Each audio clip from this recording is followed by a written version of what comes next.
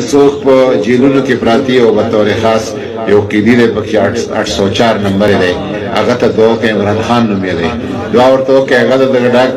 پیر سے مبارک خادم و سلامونه ملګرو ژوند وکړي په ژوند کې دغه شان خلک سپورټ کوي څوک چې ستاسو د نسل او ستاسو د قوم سوچ کوي یقینا که هغه د هر پارټۍ سره د هر نسل سره یا د هر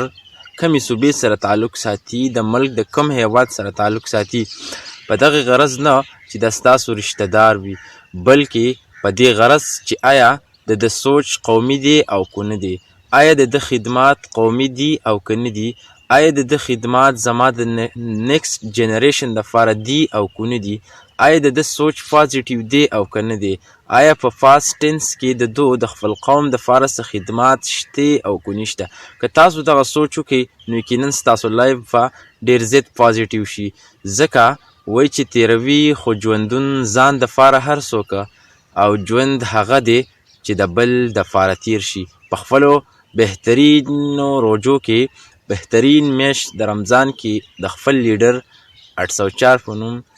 هغه دپاره لازم دعا وکړي